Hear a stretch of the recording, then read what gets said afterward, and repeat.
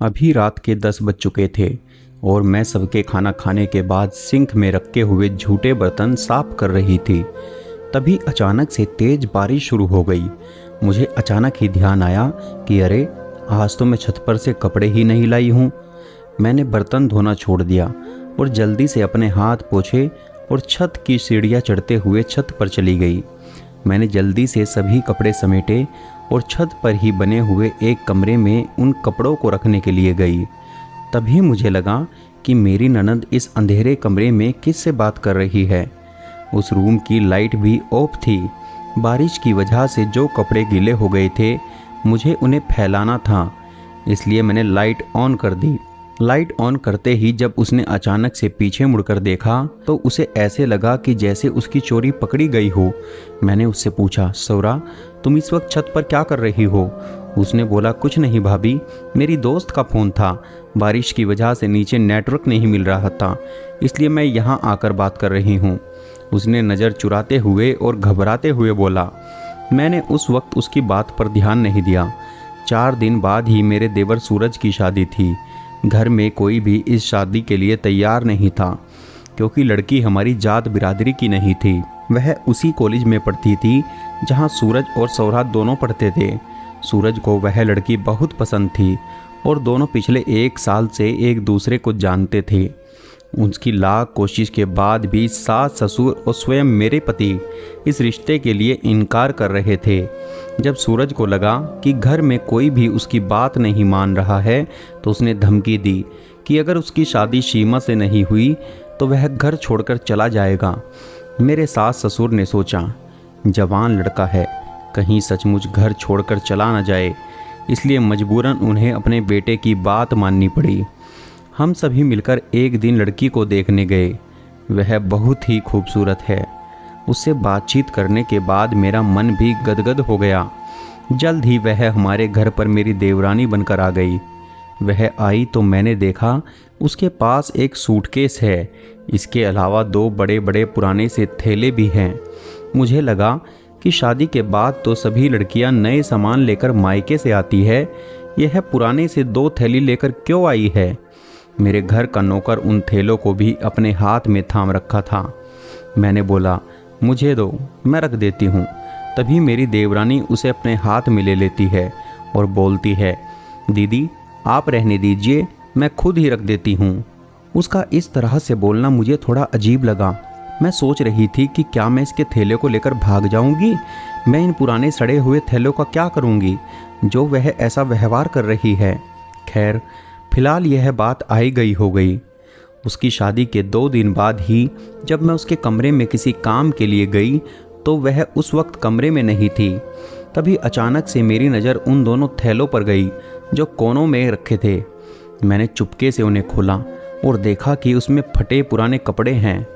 मैंने सोचा, मेरी देवरानी पागल तो नहीं है, वह फटे पुराने कपड़ों को अपने साथ क्यों लेकर आई है? तभी मेरी सास ने मुझे आवाज़ दी और मैं कमरे से बाहर आ गई। मेरी सास चिल्लाकर बोल रही थी, अरे बहू, आज तूने खाने के लिए रोटियां नहीं बनाई? मैंने बोला, बनाई है माँ जी। तो तूने उसे आज कहाँ छुपा कर रख दिया है? मुझे बहुत तेज भूख लगी थी और तुम्हें आसपास नहीं दिखी तो मैं खुद खाना निकालने के लिए चली गई, पर मुझे कहीं भी रोटियां नहीं मिली। यह सब सुनकर मैं बिल्कुल अवाक रह गई। मैं खुद किचन में गई। सचमुच मैंने जिस बर्तन में रोटियां रखी थी वह पूरी की पूरी खाली था।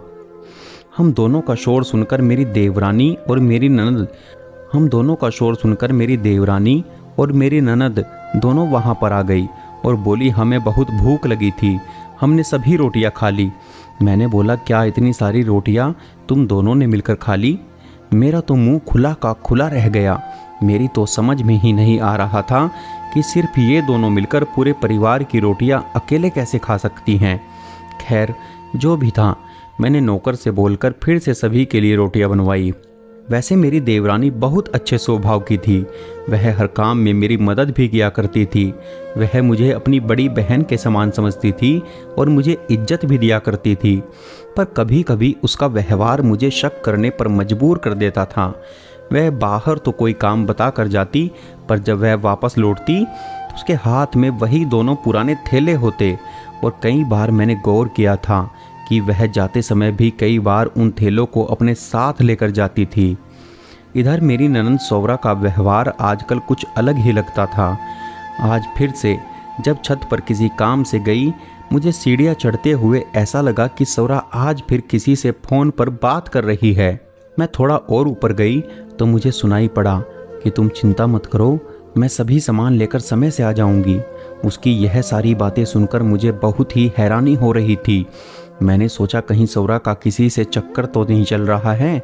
आखिर वह किस सामान को लेकर आने की बात कर रही है और वह कहाँ किसके साथ जाने वाली है। अभी तो उसकी कॉलेज की छुट्टियां भी चल रही है। यह सब सुनकर तो मेरा दिमाग ही खराब हो गया और मेरी धड़कन भी तेज हो गई। मैंने यह बात अपने पति को बतलाई तो उन्होंने बोला, तुम थोड़ा घर पर ध्यान रखा करो।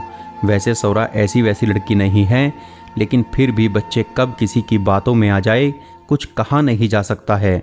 इसलिए तुम बड़ी होने के नाते इस घर की पूरी जिम्मेदारी अच्छे से निभाया करो। मैं तो पूरे दिन ऑफिस में रहता हूँ, मैं क्या क्या देखूँगा। मैं बोली ठीक है, मैं पूरा ध्यान रखने की कोशिश करूँगी। उसके बाद मैं अपने कमरे से निकलकर बाहर आ गई तो देखा मेरी देवरानी और ननद दोनों कहीं बाहर से आ रही है। मैंने पूछा, तुम लोग कहाँ गई थी? तो उन्होंने जवाब दिया, हम दोनों पार्लर गए थे। मैंने बोला, परसों ही हम लोग पार्लर गए थे और आज फिर से? इस पर मेरी देवरानी बोली, दीदी उस दिन सौरा सिर्फ हेयर कट के लिए गई थी, पर आज उसे वैक्स करवाना था। मैंने बोला अच्छा। तभी अचानक मेरी नज़र उनके हाथ पर गई। दोनों ने वही थैला अपने हाथों में पकड़ के रखे हैं जो मेरी देवरानी अपने मायके से लाई थी। तभी मेरी बेटी दौड़ते दौड़ते आई और बोली, मम्मी मुझे खाना दीजिए, भूख लगी है। मैं जल्दी से किचन में गई और उनके लिए खाना निकालने लगी। मैंने 2 रोटी प्लेट में रखी और सब्जी लेने के लिए पैन का ढक्कन हटाया तो मैं यह देखकर दंग रह गई कि पैन में तो सब्जी ही नहीं है, जबकि घर में अभी तक किसी ने भी खाना नहीं खाया था। मैं तो अपना सर ही पीट ली। आखिर मेरे घर में क्या हो रहा था? कभी सब्जी गायब हो जाती है तो कभी रोटी गायब हो जाती है। ऊपर से सौरा और सीमा दोनों की हरकतें भी बड़ी अजीब थी। यह सब सोच सोच कर तो मेरा दिमाग ही खराब हुआ जा रहा था। मैंने इनडायरेक्ट रूप से सीमा से पूछा, तुमने खाना खा लिया क्या? उसने बोला, हाँ दीदी, सब्जी बहुत अच्छी लगी थी इसलिए मैंने पूरी सब्जी खाली कर दी। आप लोगों के लिए तो बची भी नहीं। मैंने फिर से अपना सिर पीट लिया। कोई अकेले केवल सिर्फ सब्जी कैसे खा सकता था, वह भी इतनी सारी? क्या उसे पूरी सब्जी खाने से पहले हम में से किसी का भी ध्यान नहीं आया? मेरे तो कुछ भी समझ में नहीं आ रहा था। यह सभी चीज़ें मेरे समझ से बाहर की थी। इसलिए मैंने सोचा अब मुझे सौरा और सीमा दोनों पर नज़र रखनी होगी।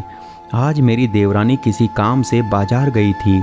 जब वह वापस घर लौटी तो वह लंगड़ा लंगड़ा कर चल रही थी। मैंने उससे पूछा, तेरे पैर को क्या हुआ है? तो उसने नज़रें चुराते हुए बोला, कुछ नहीं दीदी, थोड़ा पैर में दर्द है। उसके बाद वह अपने कमरे में चली गई। पर मुझे ताज्जुब उस वक्त हुआ जब 2 घंटे के बाद मेरी ननद कॉलेज से वापस आई और वह भी सीमा की तरह ही लंगड़ा लंगड़ा कर चल रही थी। मैंने उससे भी पूछा तो उसने भी मुझे वही जवाब दिया जो सीमा ने दिया। अब तो पानी सर के ऊपर से निकल रहा था। मैंने पूछा, तुम दोनों सच सच बताओ, आखिर क्या बात है? मैं इस घर की बड़ी हूँ और मेरे पति ने यह जिम्मेदारी दी है कि मैं पूरी जिम्मेदारी अच्छे से निभाऊं। कल को उन्हें यह सब बातें पता चलेगी तो वह सोचेंगे कि मैं अपनी जिम्मेदारियों से भागती हूँ, घर पर ध्यान नहीं दे पाती हूँ। मम्मी पापा की भी अब एज हो चुकी है, उन्हें तो आधी चीज़ें सुनाई नहीं देती, ना ही दिखाई देती है। वह घर का कितना ध्यान रखेंगे? इसलिए तुम दोनों मुझे सच सच बताओ कि आखिर बात क्या है?